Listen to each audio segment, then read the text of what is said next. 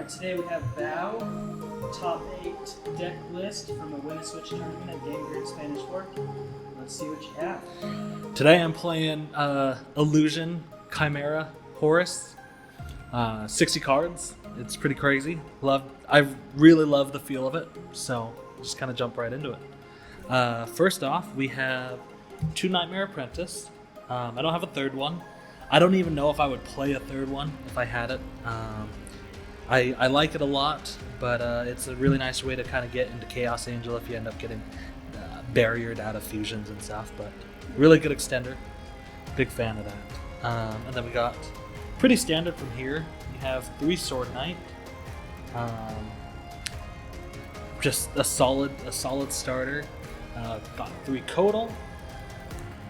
These are pretty standard ratios. You got 2 Burfo, and then 3 Gazelle as well. Boom, boom, boom. There you go. That's pretty standard. I know a lot of people will play 3 The Apprentice, and then I main deck the Diabelles. I also main deck House of Wax and Master Tau. I feel like you definitely have to play him. He's just a really good extender.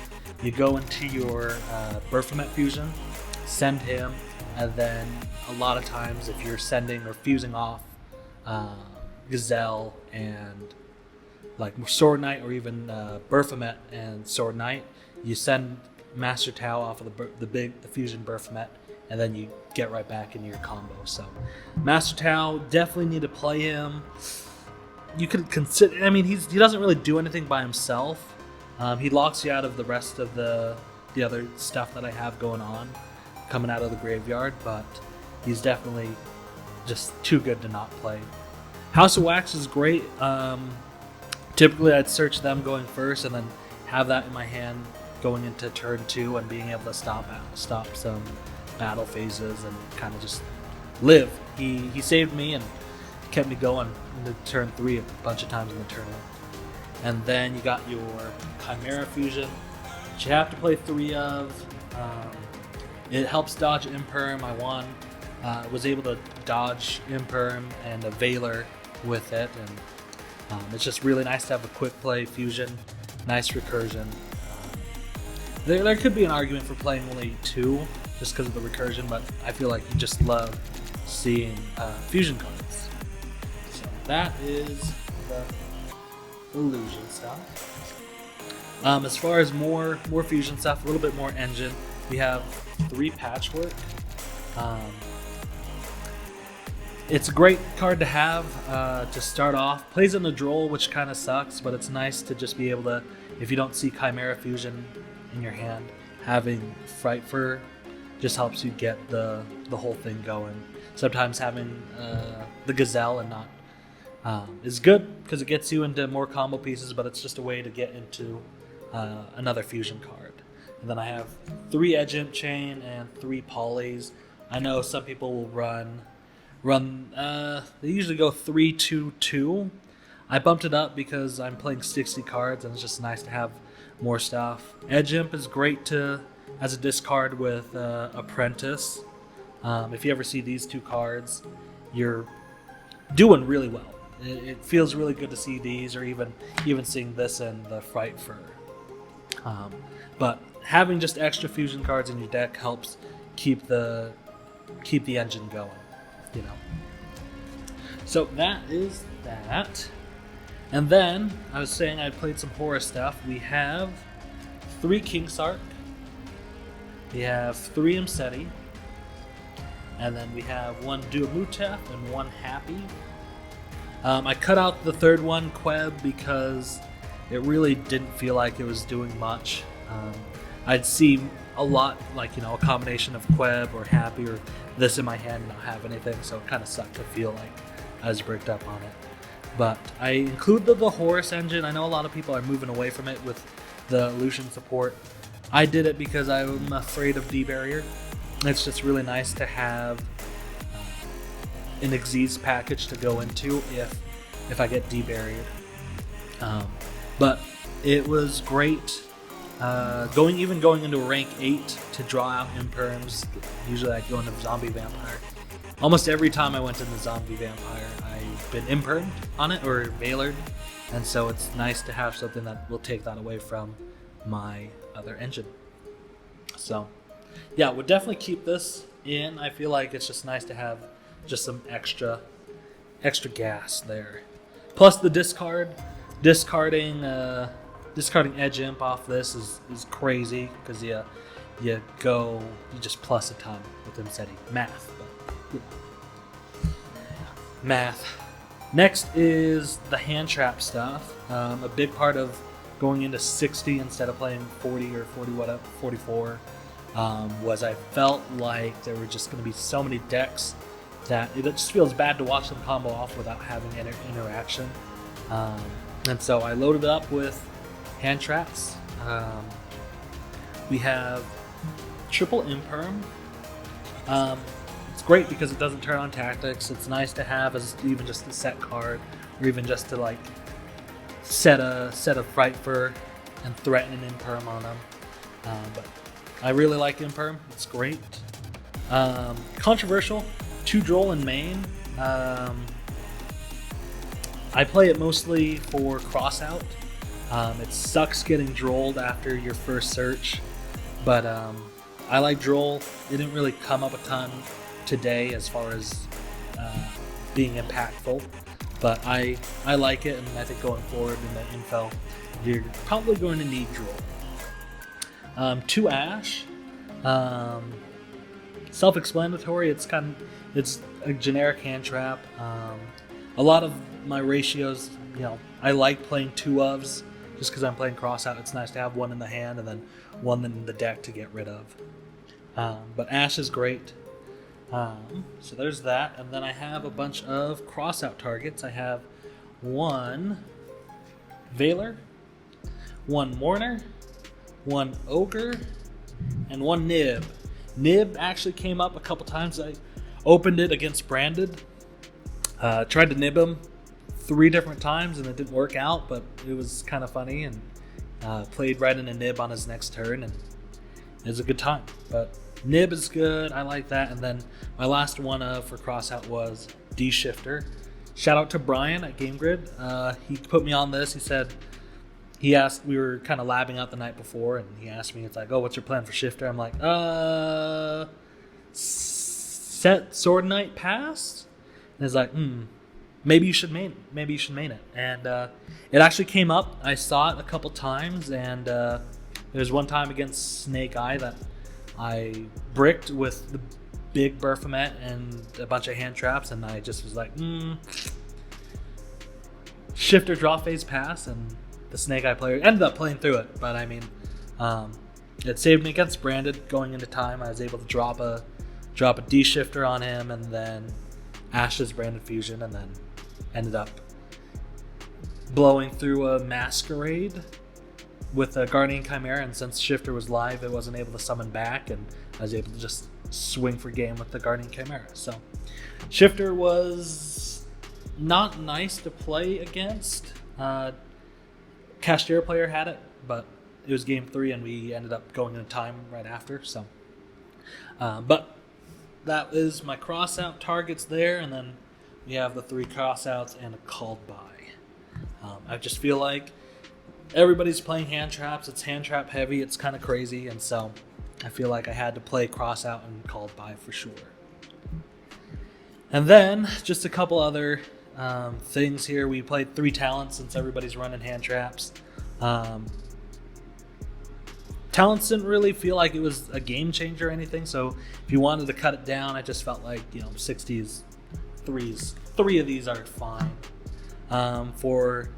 For more consistency, I got Prosperity. It was always great when I saw it. Just a little bit more consistency for the deck since you're playing 60. I feel like anytime you go to 60, you just kind of have to play Prosperity. And then, because I'm degenerate, we have the rollback and the Mayakashi. Came up a couple times. It feels bad to do this to friends, but Also, their auto wins sometimes. It's just a turn skip, and you're able to get this through, and then they summon a monster, and then you just lock them out, and then you have something to punch through with your Chimera Illusion Beast fusion. So these were definitely something that I'll keep playing competitively. Probably take it out at locals because it always feels bad to do that to somebody. But also wins are nice too. Alright, let's go to the extra deck. Okay, extra deck. We got SP. Why SP? Just kidding. Everybody knows why. SP, honestly, it was just a nice little added bit of pressure for the board. I never really went into SP or Typhon unless it was really bad. I think any time that I got left on a simplified board and went into either one of these two and passed, it ended up not being good. So these were kind of just panic buttons. Definitely didn't feel like they did much for me. So there's those two. We got Chaos Angel. Didn't really come up in the tournament. Usually, typically, you get ashed on the Nightmare Apprentice. You summon out Sword Knight, and you can go in a Chaos Angel and have a nice untargetable or unaffected and undestructible by battle Chaos Angel. But never really went into this one. It's just nice to have a good banish when you need it. Plus it's a fiend. Plus these two are fiends, so eventually you could fuse off if your Chimera fusion is dead. They both turn those back on. So there's that. We got the lady herself, Beatrice.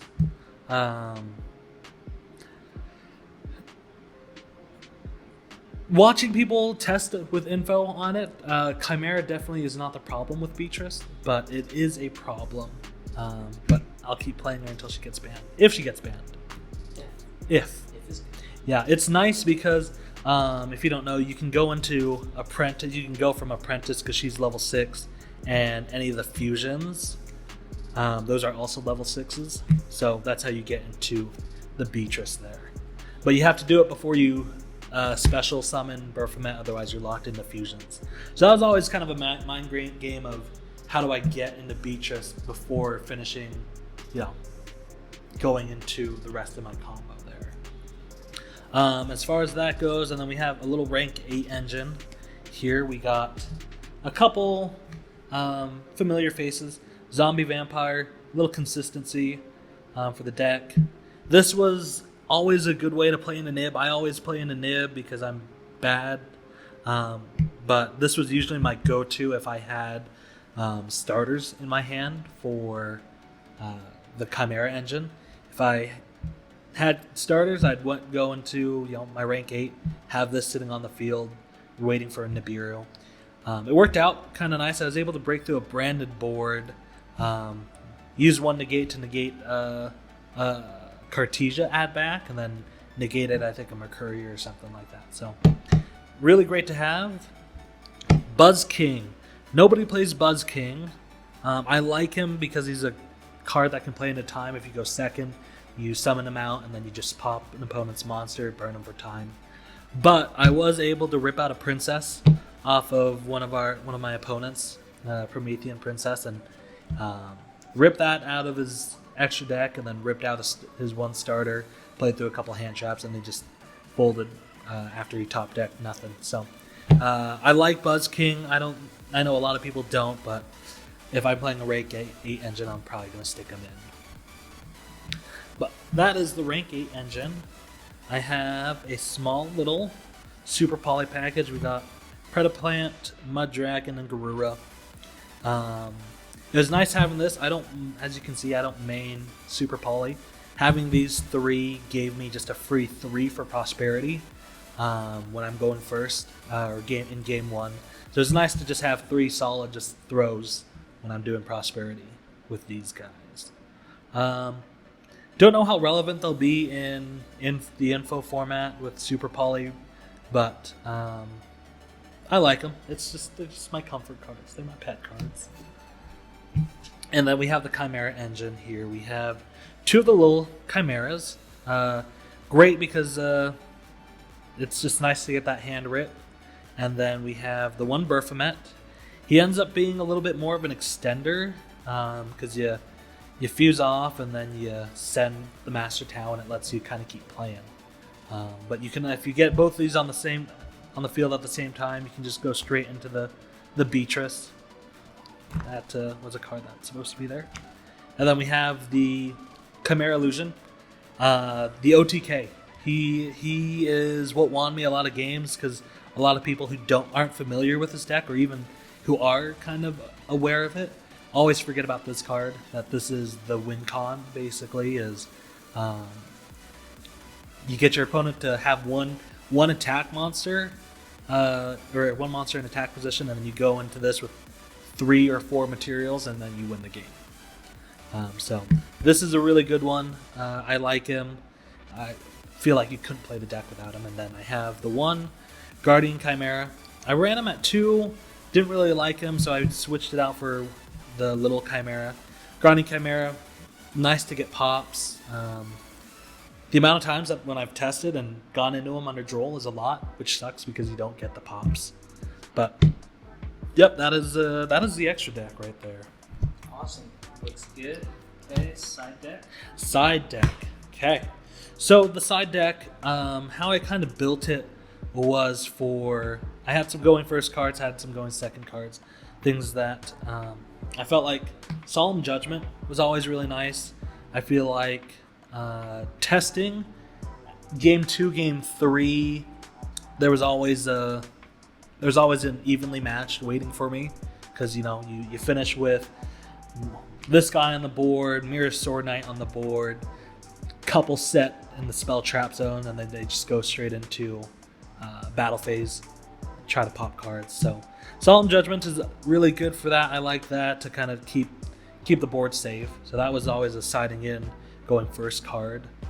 Other things that I would side in going first. Let's see, we got 3 barrier.